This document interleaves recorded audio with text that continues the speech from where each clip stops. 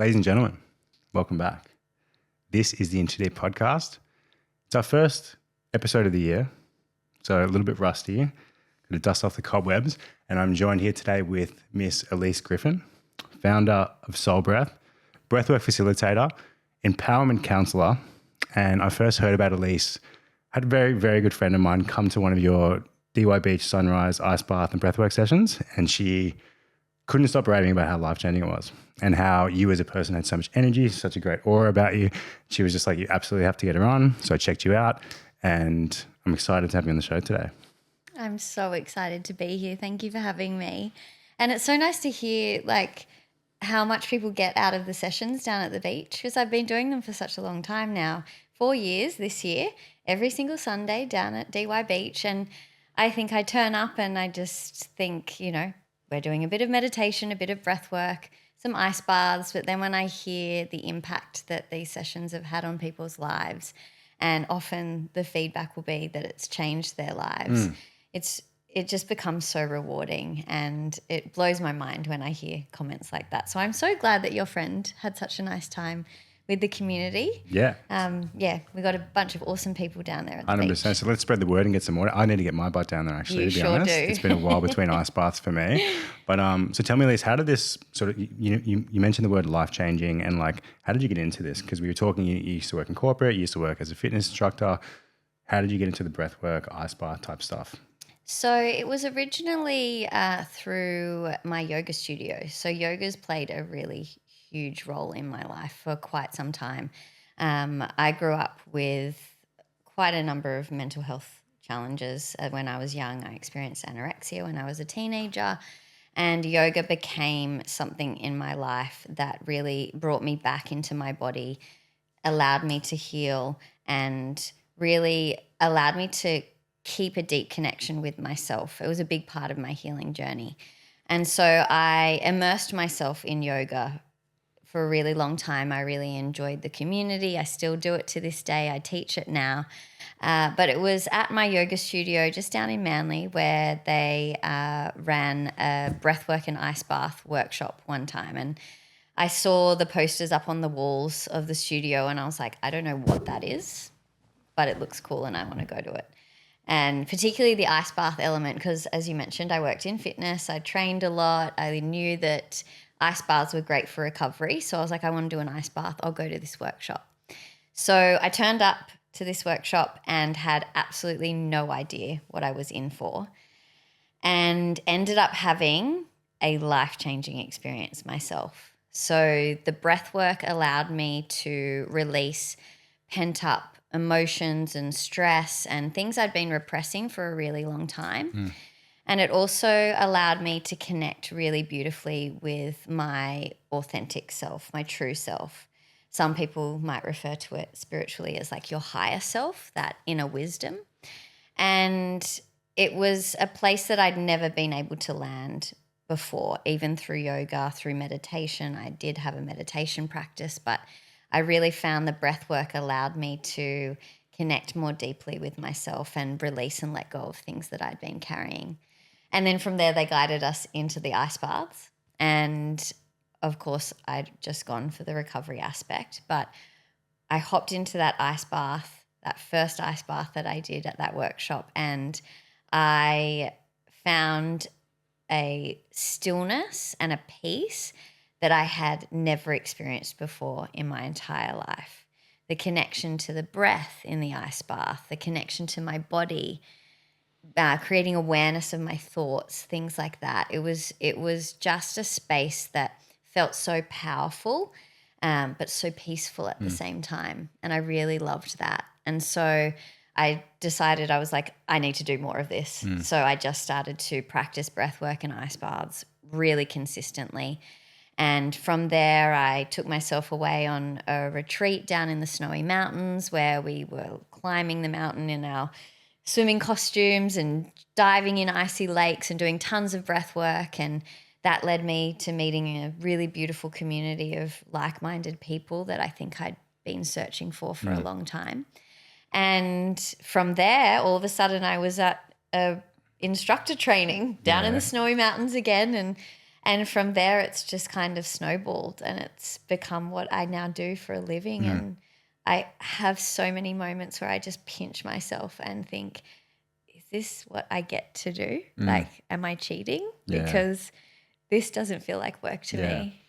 Well, that's the impression you gave my friend. She just said you were so passionate about what you were doing and so excited. So she just said, like I said, your energy and aura was amazing. It's funny you say that because I've gone through phases of doing yoga and I find it's really amazing for your mental health, connecting the mind and the body. So to come from a yoga background and then literally just do one session, what it sounds like, one session, right? And you had this aha moment, holy shit, I feel incredible. And it just made you sort of go down this rabbit hole and discover it a little bit further. Does that sound about right? Absolutely. I just knew I had to share it with the world. Okay, so 4 years on now, you said? Yes. So 4th birthday of Soul Breath Sundays is coming up in January. But it's been about 5 years that I've been practicing as a breathwork facilitator now. Yeah, Ice okay. bath coach as well. And so tell me, what's the favorite thing about your job? The people. I think the connections that have come into my life through holding my community sessions, running one-on-one sessions, running corporate groups even, the people that I've crossed paths with, some of whom have become some of my closest and best friends. It's just been incredible, like salt of the earth humans who just want to improve their lives, be better, show up better for themselves, for the people in their lives. Yeah. And yeah, I think that is absolutely the thing that I feel so blessed to have been able to hold space for these awesome people and continue to do so. Yeah, okay. Yeah. Love that. So we're going to take a little beeline now and delve into a little bit more of your story, Elise, if that's okay with you. And we start with a very big question, but who is Elise Griffin? Straight from the horse's mouth. That is a huge question. Then I feel like it's very hard to define Elise Griffin because she's ever changing, and I think she's becoming constantly. I think there's been so many different versions of me, and I get so excited by every new part of myself that I discover as I move through life. But in this moment, I would say Elise Griffin is extremely curious, wanting to learn as much as she possibly can about life, about other people and their experiences in life, what makes people tick, what lights people up, what are they passionate about, how does the world work, why are we here, just so many questions. I'm a big question asker, so it's nice for you to ask me questions today. Okay. Gives me a little bit of a break. There we go. I'm a connector. I love bringing people together. I love to create environments where people feel like they really belong, no matter who they are, their race, their beliefs, no matter who they are. I love to create a space where they feel like that they belong, they're welcome, and that's something that I'm really, really passionate about. I'm a bit of a joker. I love to have fun. I think people take life too seriously sometimes, and a huge part of healing and spirituality is just having a fun time and finding play in the everyday. So I love to muck around. I love to be silly. And I think I'm a huge nature lover as well, like particularly the ocean.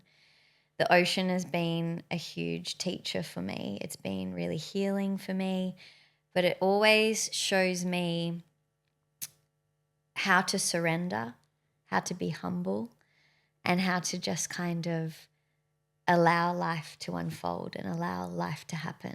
I think every day I go and I sit by the ocean and I watch the waves. It's part of my practice. And just observing the ocean and surrounding nature and just watching how it just works so beautifully without anybody interrupting its process. It just all works. Yeah. And I love that. I love that. So yeah, I'm curious, I'm playful, and I love the ocean. I love that. And so you also mentioned like we're constantly evolving and ever changing. And this is probably a good time to ask, what's the last time you surprised yourself? Actually, really recently. I have grown up as a bit of a what people would call people pleaser. So always really concerned about everybody else's experience. Always like to a point where I would get extremely anxious if someone with me was not having a good time, or I would just always want to show up and make sure everybody around me was happy and I didn't rock the boat at all. And it really affected me a lot. I wasn't being my true and authentic self in some situations. And then recently I thought to myself, what if I just start to show up as me and be really honest? Start to tell people how I feel about them. Start to tell people the things that I love and things that I don't like so much, and not worry so much about the result, because I truly have come to a point where I believe that whatever is meant for you in your life will show up and it will stay. So if me expressing myself truthfully, if me telling someone that I love them or that they mean a lot to me scares somebody away, then they weren't meant to be there to begin with. So it's about me being more honest with myself and also with others.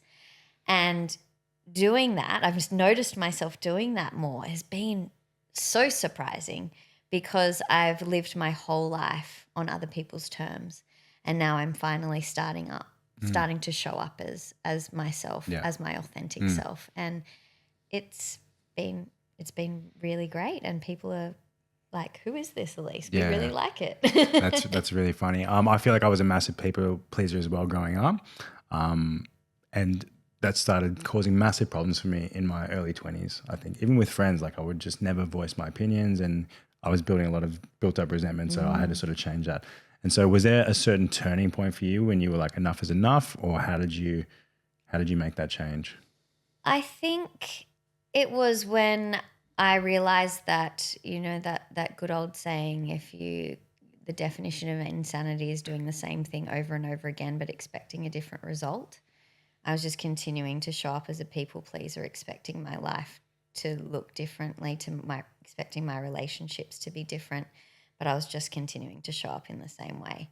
And then the moment that I started to shift and maybe be more open and honest with people was when my life started to shift. When I started to do work that filled me up, and not work that maybe was more, that made other people feel more comfortable. For example, working in a corporate space, that can be a little bit more comfortable for some people to stomach, rather than me going out and being a breathwork facilitator and ice bath coach. It's not your average job. But the moment that I show up like that authentically, is when, that's when I really start to see my life start to shift and change in different ways. And I start to live as Elise. Yeah. That's amazing. Our last guest was very big on, just being able to show up. He was a professional psychologist, and it's just like, I think I asked him, what is your definition of success? And it was just to be able to show up exactly as you are. And it was such a powerful one-liner for me. And it sounds like you're sort of living that yourself as well, which is awesome. Well, that's freedom, isn't it? Totally. So let's delve a little bit. You sort of mentioned bit of a rough upbringing. You mentioned some anorexia.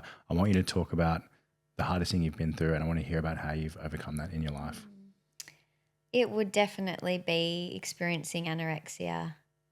As I grew up, I started life off as a really confident young girl in primary school. I was school captain, I was public speaking champion, I was ticking all the boxes and excelling and really confident. And then I moved into high school, and high school I went to a school that was quite far away from where I was living. And so a lot of the girls that I went to school with, they didn't live in my area. I felt quite removed from the safety that had been my home and my primary school, which was a local school. And what I experienced when I went to this other school was this extreme level of anxiety. At the time, I didn't realize what it was, but I started to become really overwhelmed. I felt really unsafe. My world felt chaotic. And at the young age of 13, with no tools whatsoever to deal with anxiety, I decided to take it take it on my own back to find a way to deal with these overwhelming emotions that were coming up for me. And at that time, I decided that the best thing that I could do to create some calm within the chaos was to start to restrict and control my consumption of food. And I experienced anorexia from the age of 12 through till my late 20s, with some bouts of recovery, but it would always be the thing that I turned back to when things in my life felt chaotic. It gave me something to control when everything else in my world felt out of control. And it also, I had a really low sense of self-esteem as well that came with that eating disorder, the body dysmorphia, the feeling like you weren't enough. I carried that through all my teenage years and into early adulthood. And it was a really lonely time as well, because anorexia is a disease that carries a lot of shame. You don't want people to know what you're doing.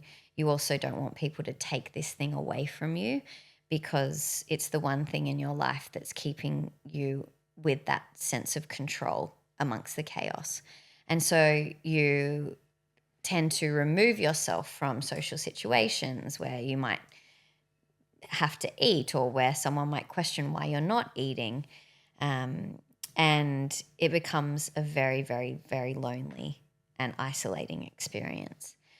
And when I reflect back on my time in high school, I was really craving connection. I was really craving friendships. And the anorexia was actually causing me to remove myself from the one thing that I was craving so much.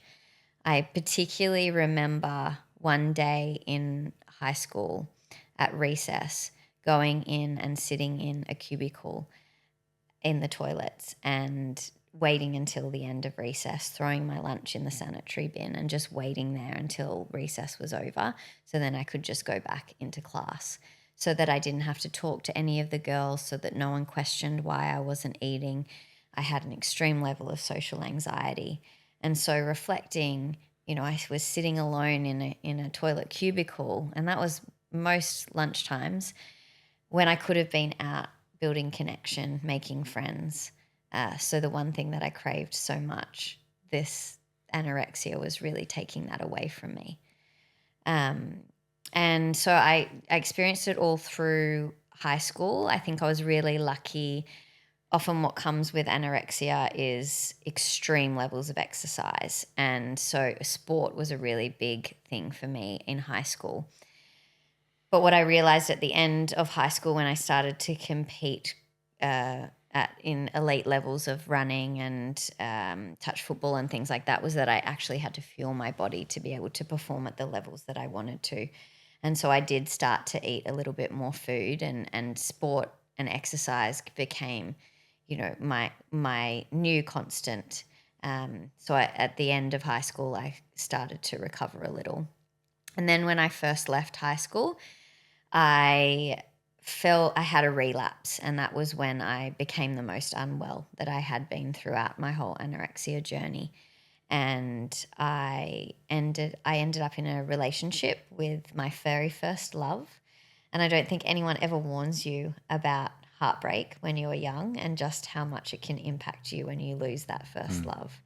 So my boyfriend at the time that I loved broke up with me, and it was like my whole world fell apart, and that chaos came back again. And again, I didn't have any tools to deal with the anxiety, the emotions, and so I turned to the one thing that I knew would help me, and it was the restriction of food. And I was living out of home at that time, and so I didn't have the support and care of my parents. And so at that point, I dropped to the lowest weight that I had been, which was early 30s. And I am a 60-kilogram woman now, so I was half the woman that you see in front of you today. Insane. Yeah. So I was really, really unwell. And I remember at that point was when my dad stepped in particular, and I was at their house one day, and my dad said to me, get on the scales. And I was so defiant. I did not want anyone to take this thing away from me. It was the one thing that created that calm, that control in my life. And often when you're experiencing an eating disorder, you are so undernourished that you can be quite hangry. So I remember yelling at my dad, just being like, I am not doing it. I'm not getting on there. But I finally gave in, and I remember stepping on the scale and seeing that number, and reality hit. I realized that I was really unwell, and that if I didn't do something about starting to get better, that I probably wasn't going to be around for very much longer. And that thought actually scared me. So I started on my healing journey, and one of the big parts of that was yoga, was showing up at the yoga studio, because it was a physical practice, and physicality was so important for me with my years of movement and sport and exercise. But it also allowed me to create a connection with my body that I had lost through experiencing an eating disorder. When you experience anorexia, you shut yourself off from all your body's cues. You ignore it completely. Whereas yoga provided me with a practice that I had to connect to my body to be able to enjoy it as much as I could, to be the best at it as I could be. I had to connect with my breath. I had to connect with each movement. And so I started to develop a relationship with my body, and I started to really deeply respect it. And it was there that I began to want to see what my body was capable of, rather than stressing about what it looked like. So I began to realize that I needed to nourish my body. I needed to go to yoga, connect with myself, in order for me to be able to really see what I was capable of. And so yoga was such a huge part of my healing journey, as I said earlier, and I still practice it and teach it to this day, because it is something that I've found is just so wonderful and can help people through so many challenging circumstances in their life. Yeah. But also in reflection, when I look back on the yoga practice, if anyone practices vinyasa yoga, it's a beautiful flowing yoga, and that was what I was practicing at the time, and still do now. And each breath is directly linked to a pose. So as you're moving, you're breathing. So as I was practicing yoga, I was actually slowing down my breath. And when we slow down our breathing, we calm our nervous system.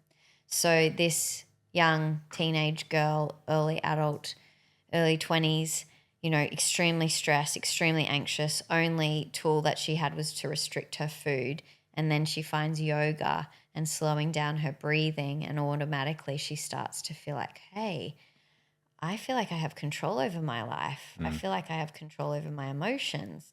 Everything doesn't feel quite so chaotic anymore.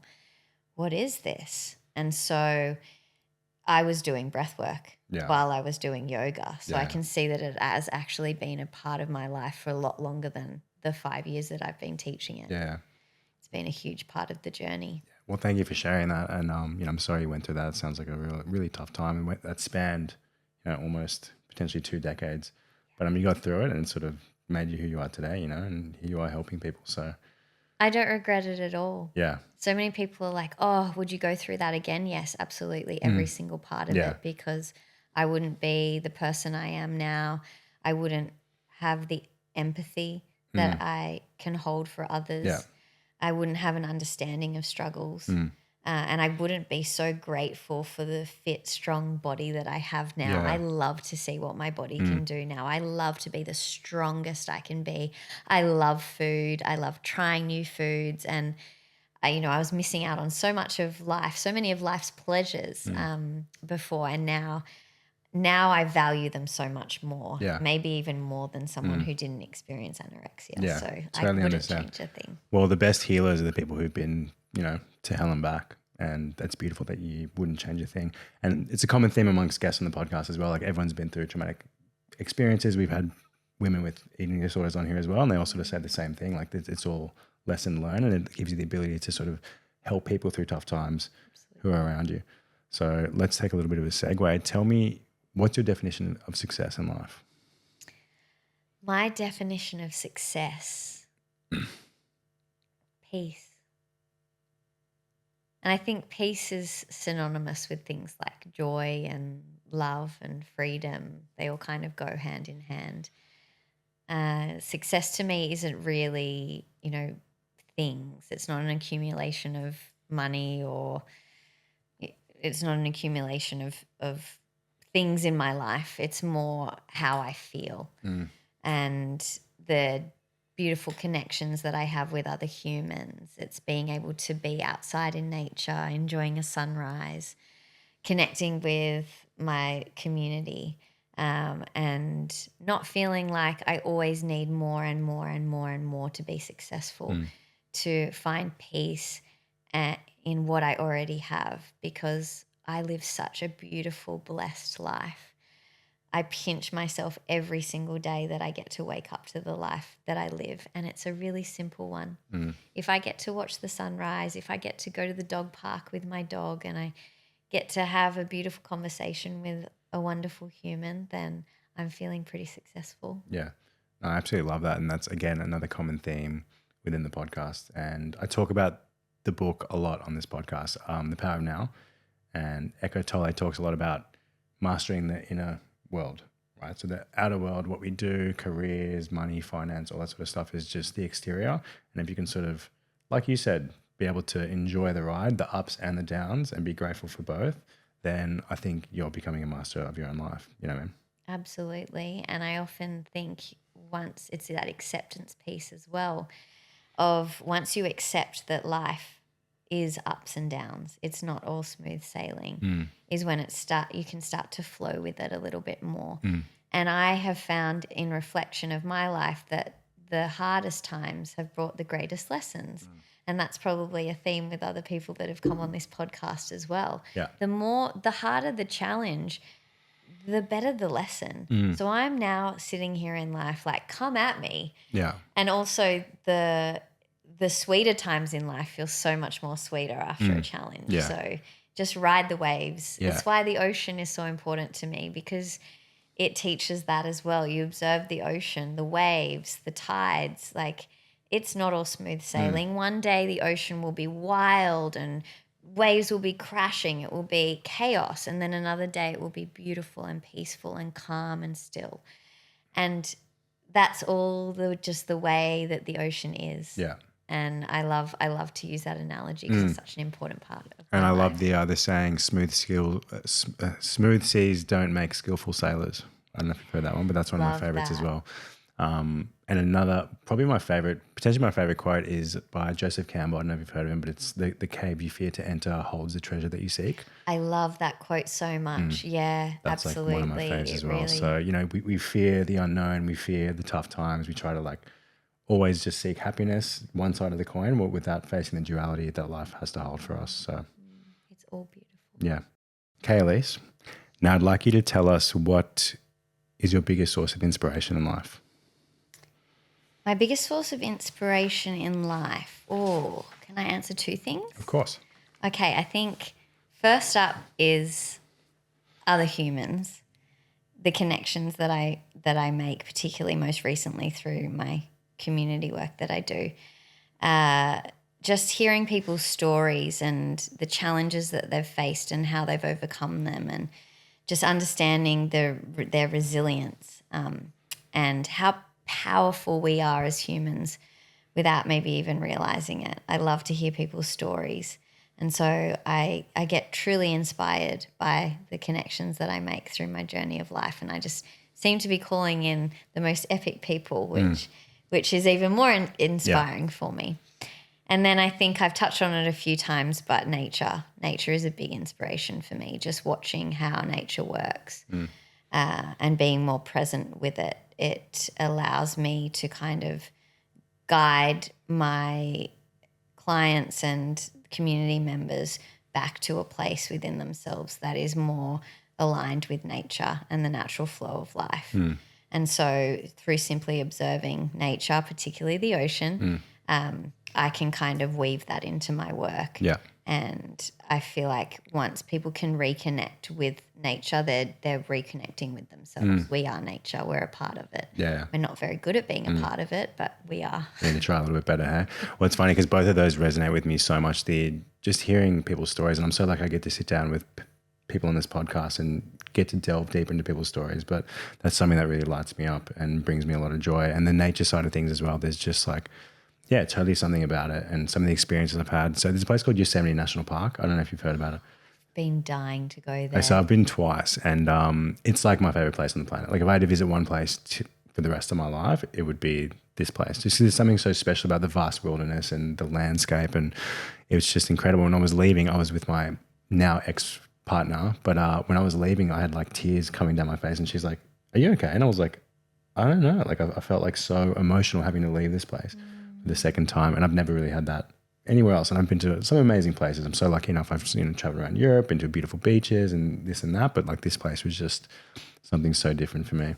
Isn't that wonderful? I've had experiences like that in my travels around the world where you can go somewhere and it just feels like home in a way. Like you come back, you come home to yourself in that place. And then I start to like wonder about like past lives and have I been here before? And like, did I live here once? All of those crazy things. But I think it's so wonderful to lean into that and, go back to Yeah, I need to get there. National Park. The goal is to get there this year, 100%. Yeah. So tell me, you've mentioned past lives. You obviously strike me as a very spiritual woman. What does spirituality mean to you? Spirituality to me is very difficult for me to define specifically. But if I was going to say something, spirituality is just a return to self, a return to love. I think that we, at our essence as humans, we are love. Once we peel back all the layers, everything that's ever happened to us in our lives, our beliefs, our wounds, we are simply love and we vibrate as love. And if we can come back to that as much as possible, I really think for me that showing up in the world as love, being love, returning to love is a huge part of spirituality and a really important part of it for me. But it's also the realization that we are all one. So we are one with nature. We are God. We are, or whatever you want to call it, the universe. Everybody has a name for what they believe in, but realizing that we aren't separate, that we're all so deeply and divinely connected. And I think that if everybody in the world could realize that or begin to, take a little bit of that on board, that we could create a much more peaceful world. Yeah, that's really beautiful. And that resonates also with me. I believe the first time I sort of felt that oneness with all the people around me, I did a Tony Robbins thing like in circa 2015, somewhere around then. And I think it's 5 days, you're in there, the energy is amazing, everyone's hugging, high-fiving, all that sort of stuff. And like at the end of I can't remember what exactly exercise he was going through, but I remember just looking around and everyone was very emotional. It was he plays emotional music and you're sort of getting into it, but looking around and seeing a sort of stadium filled with people and you just realize like everyone here is just out here trying their best. You know what I mean? Like even people having a bad day on the street, you need to have empathy for everyone because every human on the planet is literally just out there trying their best. Doing our best. Yeah. I had a similar experience actually that I will never forget at a Coldplay concert. I don't know if you've ever been to a Coldplay I regret not going to them recently because I think they came a year or two ago, and I was like, me. So their music, the visuals, like all of it. It was just like we had glasses, and you looked at the stadium lights; they turned into love hearts. Like the whole stadium was just they do an amazing job at creating love. Experience, right? Yeah, big time. And I had that feeling of like unity with all the people in there. We were all there just vibrating love that night, and it was so powerful. And I wasn't even really a big Coldplay fan before I went to the concert. I was just like, I heard they're good, I'll go along. Yeah. I left and I was like, that was one of the best experiences of my whole life. That collective feeling of being one. They were building that in the stadium and it was so beautiful. That is beautiful. And I've had friends of mine, the exact same, not Coldplay fans, but afterwards they're like, if you can like fly and see them overseas, like do it. Like do it. I like, almost went on a world tour to every single Coldplay concert afterwards. I was like, I'm going to see them in Korea. I'm going to see them in London. we've got a love groupie over here. Yeah, totally. Okay. All right, Elise, now tell me something that you couldn't live without. Connection. Okay. Connection is so important to me, and I think having been so starved of it when I was growing up and I wasn't very well, I think now I realize just how important it is. And every time that I push myself to go and connect with others, I always leave feeling better. I learn so much from other people. I get inspired by others. My heart feels so full after a connection with someone who's really important to me, a deep conversation. I have some really, really beautiful people in my life at the moment that I can have some really deep conversations with and just leave feeling like my cup is so full. And I'm so grateful to those people. You know who you are. And so that's a really big piece. And I'm going to say it again, but the ocean. I couldn't live without the ocean. I literally rolled out of the ocean here onto this lounge today. You can probably tell my hair's still wet, but yeah. And that's something that I think we're just so lucky and almost spoiled with growing up in a place like Sydney. Because I feel the same. Like I feel like I could never now live too far from the beach, you know? So when you grow up with it, it's sort of like, it's a blessing and a curse, right? Absolutely. So like, there's lots of places on the earth that I would never move to simply because too far from the beach. So. And also we were talking before the podcast about how we just never get anything done. Oh yeah, correct. I was like, fuck, it's a shit day. Oh no, it's like, sunny. We've got to get down to the ocean. We're not getting anything done today. Exactly. Well, maybe we need to move somewhere really dark and cold so we can get more done. Like maybe spend a year. Yeah, correct. Okay, at least tell me about your best purchase under $100. My best purchase under $100. Oh my gosh. Do you know what I'm going to say? And this is wild, but my dog. She's a rescue. What a bargain. I was going to say. I know, right? I was like racking my brain just then. She's the best purchase I've ever made in my entire life, and she was under $100. My little dog, Teeny, she's a little Pomeranian, and she has taught me more about love than I could have ever learnt in my whole entire life. She's just loves me so unconditionally. She's taught me how to set boundaries. She's a tiny little dog, and she knows how to tell other dogs when she's not comfortable. Yeah. And she does it in a way that, it doesn't have to be too forceful, but they know. And so I've actually learnt through her that how to set boundaries. I've never been really very good at it, but I observe her and I'm like, oh, that's great. And yeah, she's just a bundle of joy. She's so much fun. She's funny, and money very well spent. That's so funny. And what a wise little pooch she sounds like. What's her name again, sorry? Teeny. Teeny, tiny, teeny. That's so cute. Okay, now tell me, you mentioned the toughest time of your life was, battling an eating disorder. And so if you could go back and give advice to your younger self who was really struggling in the midst of that eating disorder, what would you say? I would say to let go of the control, because we don't have control over anything in our lives. We like to think we do, but we don't. And the more that we can surrender and let life unfold as it's meant to, the sweeter life becomes. Because when we create control in our life, we create friction, and things don't move very smoothly when there is friction. It's hard, it's tight, there's resistance. When we can let go of our grip and surrender and trust, that's when life starts to flow. And I truly believe that there is a plan for us that we have no idea about. And it's so much greater than anything that our imagination could ever come up with. Yeah. But what we've got to do is release control, let go, and just trust and surrender to the process. And the more that I do that now, the sweeter my life becomes. So if I could go back to 18-year-old Elise and just say, hey, just let go of that control. Like, you don't have to be in control of every single thing in your life. Just let it happen. slow down, enjoy each day, enjoy where you're at in your life right now, because you won't be here forever, and just be in the moment as much as you can. Yeah. And go for more swims in the ocean. More time in the ocean. So what advice would you give to people? Because like that's something that I struggle with as well, like looking for a certain outcome, right? And I'm working really hard. Eastern philosophy is all about detaching from the end result, and whatever happens, like you when you're eating disorder, you wouldn't change it. You can find the lesson in that. So how can people do a better job at living by that sort of mantra of like let go of control? I think finding a practice that can bring you into presence as much as possible, whether that is meditation for some people, breath work, maybe it's being outside in nature, whatever can bring you into the now, because that's where life is happening.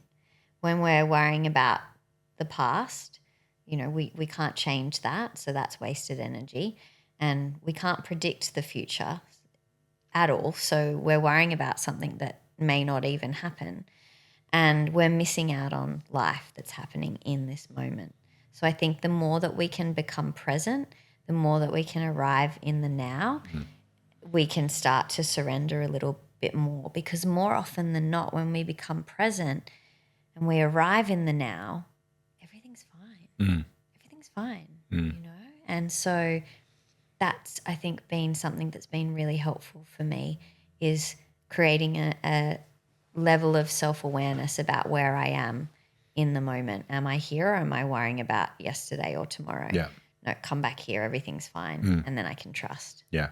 Yeah, I must say for my own mental health, discovering mindfulness, meditation, gratitude, I feel like Eckhart Tolle should start giving me royalties, because I've mentioned his book, but Power of Now really changed my life in my early 20s, and it's probably my most reread book, and I've spoken about it in the podcast, and like if I open up the pages, there's all these different color highlighters, because I just open it up and just sort of reread it all the time, because like, yeah, all we really have is what's in front of us right now, the present moment, and most of our stress and anxiety is for, living in the past, things that have already been done that we can't change, or fear of how we want things to be in the future. So yeah.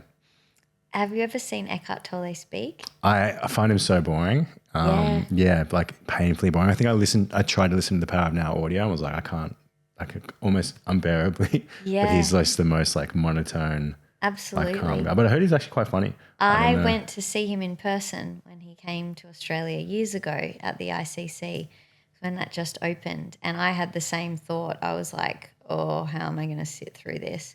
And he just sat in an armchair and spoke for like 2 or 3 hours.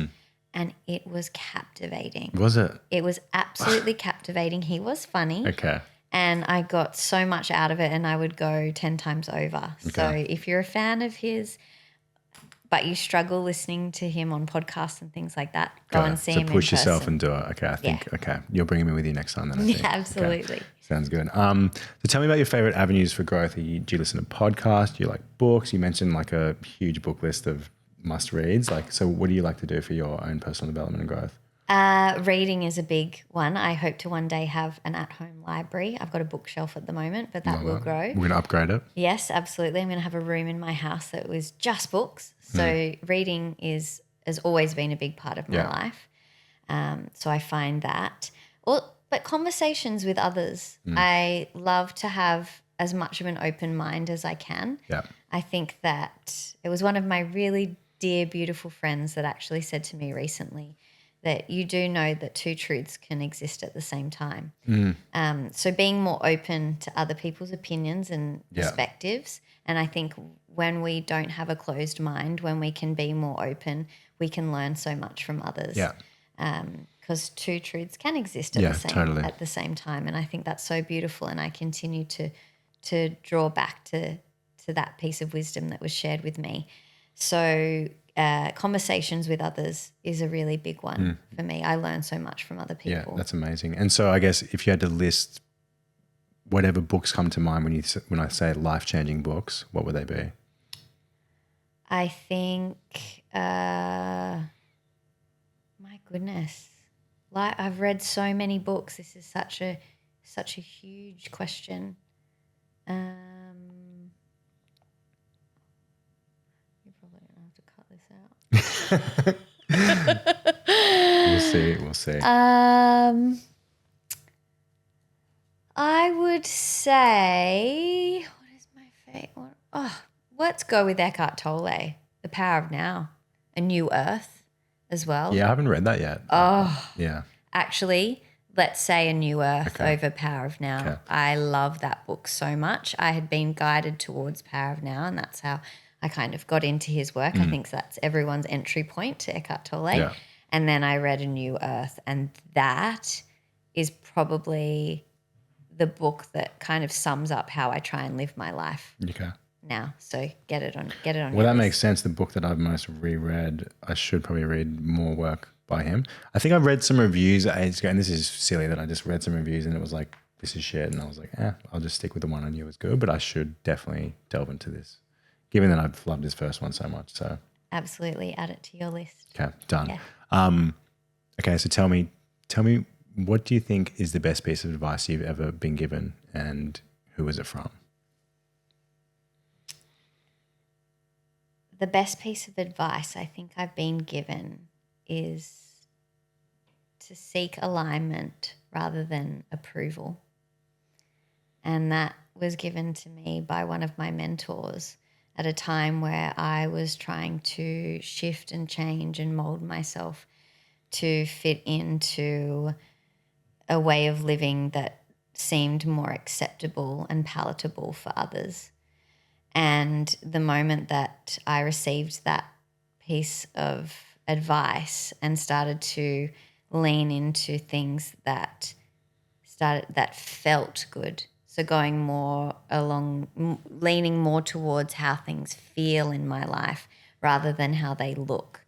And then I began from there to start to live a more authentic life, not caring so much what people think. Like I'm at a point now I really don't care what people think as long as I feel good, as long as the people in my life know and feel loved in my presence. They're the most important things. So my life, I think, in a decade's time is going to look really probably outside of the square. I always say I'm going to buy a van and go and live in the forest somewhere, and you know what, I probably will. But if that feels good, I'm going to do it. Yeah, I love that. And as long as that forest is near a beach, I think we're going to be okay. Must be near a beach. Yeah.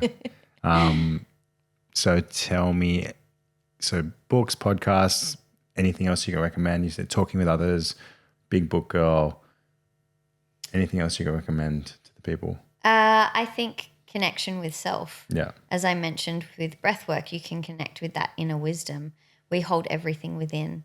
We just need to peel back the layers and peel back the things that are stopping us from connecting with that part of ourselves that holds all the answers. We have all the answers within. So if you can find a practice that gets you there, whether it's yoga, meditation, breath work, swimming in the ocean, being in nature, if you can be able to connect back to yourself in such a way, you'll receive all the answers that you need. No, I love that. And there's so many ways to skin a cat, right? And, you know, like you said, you were doing yoga for years, then breath work was your thing. People might find yoga is their thing, swimming in the ocean. There's so many different ways to get there. It's all about, I guess, experimenting and seeing what works for you. But yeah, being able to create that stillness in your life and then just go to where your intuition is drawing you, right? And I think, do you know Elizabeth Gilbert? Yes. So she coined the term, I think, a glimmer. So glimmer is like, that. you know, you feel like a little bit of a pull towards a certain direction and then you sort of go towards that. So I had very recently, I found out, this is a story for a full podcast, but I found out my biological father was Mexican. And so in the last year and a bit, I had friends who live in Latin America and they were sending me like all this Latin American music and I just felt a real pull towards the language, the culture. So I started learning Spanish and I've just been enjoying it. It's such a nice new part of my life, but it's such a random thing to be pulled towards. But like I said, I felt a little glimmer of something to go towards this. And even with the podcast, it was something that was scratching at me for so many years to be like, because I had one years ago when I owned my gym and I just had this like feeling that I needed to start it up again. And it's been, I think you're my 22nd episode or something like that. And it's been such a godsend to get back towards it. And so I'm absolutely loving it. So again, that was a pull that I just felt that I needed to get back into. So, well, it's kind of what I was mentioning before of leaning more towards how things feel. How does something feel? Yeah. If it feels good, just move towards it. There's a reason why it does, whether that's a friendship, a relationship, a career path, where you're going to live. Like if it feels good, lean towards the glimmer. Yeah, go and for everything leads you to where you're supposed to be. Like, so when I told you we kind of did the opposite. You worked in fitness, got burnt out, went to corporate to have a bit of a rest. I started off in corporate, straight out of uni, hated my life. The only thing I really loved was like health and fitness. The only thing I looked forward to every day, I hated my job so much, was walking across this little bridge to go to the gym, fitness first actually. And that's all I looked forward to. So my little glimmer was like just, going to the gym. And so I then pursued a career in fitness, and it sort of led to me opening a gym and then to where I am today. So everything sort of leads you in the right direction, but just follow those little feelings inside of you and pulls. Yeah. Go with how it feels, not with how it looks. Yeah, I love that. And so it sounds incredible on paper, but like, tell me, what can someone expect from doing one of your sort of ice bath breathwork sessions in the morning? Like my friend came to me and she was like glowing. She was like, it's the most high I've ever been in my life without substances. She's like, I can't believe it. This is incredible. She just was like, she's absolutely buzzing. It was hilarious. She got high on her own supply. Yeah, literally. That's what happened. That's where you go, yeah. I didn't do anything. So I'll run you through a Soul Breath Sunday session, which is what your friend attended. And it was so nice to have her there. She was awesome. So you arrive down at the beach at DY at 7:45 on a Sunday morning, and everyone brings along a couple of bags of ice each. And as a community, we work to fill up the portable ice baths with the ocean water. So it's a beautiful chance for people to connect with each other while they do that. And then as we move into the session, we start with a meditation to drop everybody into the space and allow them to be as present as they can be for the 2 hours that we often spend together on a Sunday morning. And from there, one of my favorite parts of the morning, probably my favorite part, is our connection time. So this is where I get everybody way out of their comfort zone and get them to stand up and go and meet someone that they've never met before, speak to someone they've never spoken to before. And I leave them for about 5 minutes or so just to have a chat with somebody, finish up, give them a hug. We love hugs down at Soul Breath. And that is probably, as I said, my favorite part of the morning, because that is the main reason why I started Soul Breath Sundays. We were coming out of lockdowns and everyone was so disconnected. It was really affecting people's health, their mental health in particular. So I wanted to create a space where people could show up every week knowing that they were going to be able to connect with like-minded people who are on a similar journey, and it was always there for them. So that connection piece, every time I see people chatting and then walking away from each other back to their spots with big smiles on their face, it just lights me up so much. Yeah, that's amazing. And after COVID, the in real life meetups was like, people were craving it. It's funny because I had my gym at the time, and Peloton started going nuts. Their share price is going through the roof because people are like, oh, everything's going to be online. You got to pivot to the online space. But as soon as the second lockdown, things open up again, people are like, oh, we're fucking sick of this. They could do it for like a year or whatever. Get me off this bike. Yeah, basically get me off this fucking bike. Share prices plummeted again after. So everything was right in the world. But that's amazing that you were able to sort of capitalize off that, but in a positive way for the community as well. Yeah. And I can't believe we're still going as well, which is really cool. And then from the connection piece, we move into the transformational breath work. So on a Sunday, the breath work that we enjoy is a transformational form of breathing, sometimes referred to as conscious connected breath work.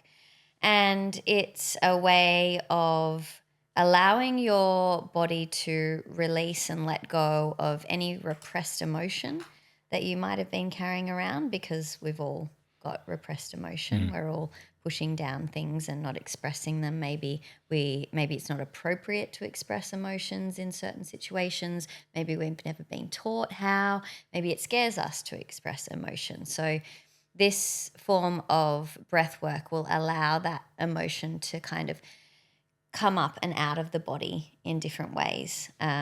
It can bring the emotion up through things like typically crying or laughter or movement. Movement is a way that the body also releases emotion. So people can find that their body starts to shiver or shake or move in really interesting ways. And it's a really beautiful way to understand that we don't just need to cry or laugh or get angry to release emotion. We can use things like movement.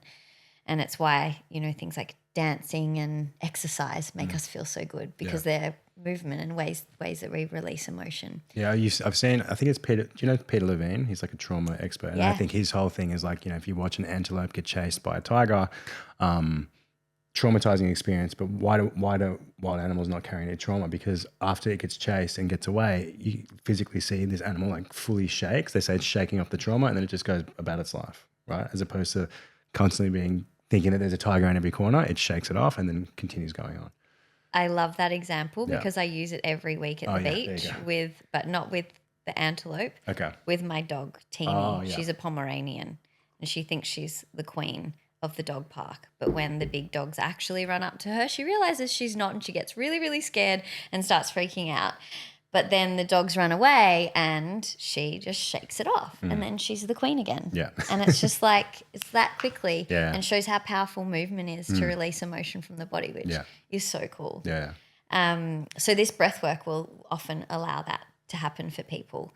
But not only does it allow emotion to be released, it also connects us with our inner wisdom. So that it kind of peels back all the layers of like beliefs we've picked up along the way since childhood, fears that we have. It really connects us with that part of ourselves, that inner knowing, that inner wisdom. So maybe we can also receive some clarity about our life from a breathwork session. Or maybe we just learn a little bit more about ourselves. And I really love that about breathwork. But I think it's a lot of people mainly come along for the emotional release side of things. And people might question, why is that so important? When we repress emotion in the body, it can make us so incredibly sick. And mental health is obviously a thing that is impacted. But there's been a huge number of studies done most recently, particularly by, I don't know if you're aware of Dr. Gabor Mate. Yeah, I love him. Absolutely love him. When the Body Says No is one of his books, Yeah. and he does case studies on people who have experienced things like cancers, Alzheimer's, MS, like autoimmune conditions, and finds that those illnesses, those diseases can be directly linked back to repressed emotion within the body. So it just shows how incredibly important it is to have somatic practices like breath work to allow us to be the healthiest that we can be in every area of our lives. Yeah, that's unreal. I see breathwork taking off so rapidly on social media. Like I feel like every time I click on someone, it's like breathwork facilitator. So obviously this stuff works and people are getting more clued into it. So it's nice to see it getting a little bit more mainstream. Because I remember the Wim Hof stuff hit probably, was that pre-COVID? Like when we, Yeah, pre-mid. Everyone was getting right into it during lockdown, I remember. Maybe it was that. Because I remember trying, and I remember like, I was into it a little bit, but like for me, doing a Wim Hof session felt like I was like, I'd rather go for like hill sprints. Like for me, it was like, I'm okay, I gotta get sucked up to sit here and do this like rapid breathing. And it sort of really made me feel more stressed. Like I know afterwards it made me feel a bit more relaxed, but right immediately I would feel almost more anxiety from like the rapid breathing. Yeah. So it made me feel more awake than sort of relaxed. Definitely. So how I tend to do breath work now, like box breathing, just meditation, focusing on the breath. So Beautiful. Is the breath work you do a bit more relaxed than that, or is it sort of intense? The breath work on a Sunday that I teach, the transformational breath work, is similar to the Wim Hof method. But a beautiful way that I like to guide people through this style of breathing, because it does take effort, it puts the work in breath work, I like to say, is to notice the resistance that is there and start to accept the fact that whenever we have a big goal or we're working towards transformation, healing, growth, anything like that, we will always be met with resistance. And the moment that we accept that resistance will always be there, the moment it becomes actually easier to move towards that goal or that transformation. It's the acceptance of the resistance. It will always be there if it's something that's important to us. Yeah. Have you read The War of Art? I haven't. No. Okay, so it's Stephen Pressfield. It's a really great book. Yeah. He literally writes about the resistance. The whole book is about the resistance, facing the resistance. It's more for creatives, but it sort of works across any modality. But yeah, he writes exactly about this. So you should check that out. That's going to be next on my chuck book it on the list, list. on my long book list. Yeah. But yeah, I teach that, and what people will experience, they'll experience that extremely high level of resistance when they first start doing the breath work of like, I can't be bothered to do this. This is uncomfortable. I feel stressed. Like, why do I have to do this? What, like, all sorts of things will come up. And that's pretty much just your ego stepping in, trying to keep you small and keep you safe. But if you continue to breathe and you continue to put effort into the breath, that resistance will pass. It will fade away and you'll get into a beautiful rhythm of breathing and it'll start to feel really effortless. Okay. And so it's a really beautiful teacher to people of that acceptance of resistance. And I think we can carry that into so many areas of our life and it can be really life-changing. Well, yeah, well, I'm thinking exactly how much I love the gym now. I've been training since I was 13. I think it's like 26 years I've been lifting weights, right? And at the start, it wasn't like as easy as it is now. Now it's just automatic, just roll in and it's just something I do. And the resistance is kind of gone. The momentum's gone in the other direction. So totally understand that. Definitely. Yeah. So I think anyone listening to this, if you have a big goal that you want to achieve, know that resistance will be there. Just keep going. Just keep going because it will go just like it has for you with the gym and just like it does in breath work. Just keep going and the resistance will pass. Yeah, love that. Okay, Elise, if there's any final message you can leave the people with, please do so. I think to not be afraid to show up as yourself. The more that you can be authentic with all your quirks and all, if you can just start to show up and not worry so much about what others think of you, you can start to live a life that's more aligned with who you're supposed to be or what feels right, I guess. Yeah. So authenticity is a big one, I think. Letting go of because more people are worried about themselves than they are about you. Yeah, or they might worry about you for 10 seconds and then they're back to worrying about their own life. Exactly, right? exactly. And a lot of people's judgment on you is merely a projection of their own judgment on themselves. Yeah. So if someone is judging you for something, it's because they either are judging themselves for that, or it's something within them that they need to do a little bit of work on. So don't take people's judgments personally. Yeah. I think that people's judgments are more about themselves than they are about you, and to just show up as you and invite more play into your life. Yeah. I think that's a really big one. I was kind of reflecting on who I would like to have a drink with, and I was thinking of, I don't know if you know Alan Watts.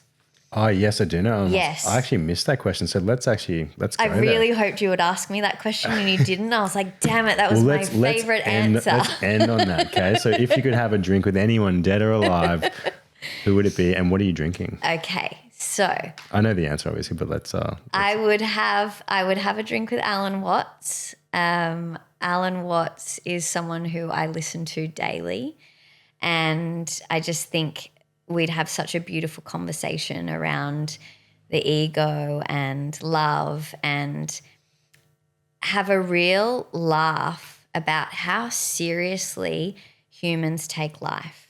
I think a really wonderful thing about Alan Watts is that he shows that nothing is too sacred to laugh at. Do you know what I mean? Yeah. It's like you can find humor in everything. And I think we need to do that more as humans, to not take life too seriously. We're only here once. There's so much joy and fun and play to be experienced in this lifetime. Go and do it. Go and be silly. Go and bring out your inner child and swing on a swing and go to dance lessons and just joke around with your friends. Be a child. Those of my friends who are listening to this podcast will know that I can be a real child sometimes. But I love that about myself, and I would not change that at all. Yeah. So that's something about Alan Watts that I really, really love. And I think it would be so interesting to sit with him and have a really deep conversation but also filled with humor. Yeah. There's depth, but there's also humor, and we can have a laugh. Yeah. And we'd be enjoying a chai together. Love that. Because someone who is really special to me in my life has made a big impact on my life, particularly most recently, introduced me to drinking chai. I was drinking way too much coffee. Okay. And he was like, get into chai. So I have, and it's now a constant in my life. And so not only do I love the taste of it, do I love how grounded it makes you feel, but it also carries that beautiful thought of my dear friend. Every time I drink it, I think of him and I'm like, I love chai. Okay. This is great. I love that. And, you spoke about Eckhart Tolle having a boring voice. I love Alan Watts' voice. So he's great. I honestly listen to him most days. Oh, really? I haven't listened to him for a long time, so maybe I need to pull something out. Okay. Everybody, thank you for listening. Elise, if people want to see more about what you're up to and find you on social media, what's the best way for them to do that? So social media, you can find me on Instagram, Elise, ELISE, .soulbreath. And there's lots of fun things going on there. That's where you can find out about my community events, about my corporate events, in-person events, everything like that. And you can also head to my website, www.soulbreath.com.au. You can find a little bit more of an in-depth story around how I got to where I am now and all of my beautiful offerings there. I'd love anyone listening to this to come down and try one of my community events, because not only will you have a great time, but you'll meet some of the most epic people you've ever met. Okay, well, I'm definitely getting down there. That's a promise on air to all the listeners. So you heard it here. Accountability. Thank you, everyone, so much for listening this far. Please share the show with a friend. Rate us on iTunes. It helps us get more amazing guests like Elise on the show. And thank you so much for listening. Peace out, and we'll see you next time. Thanks for having me. See ya.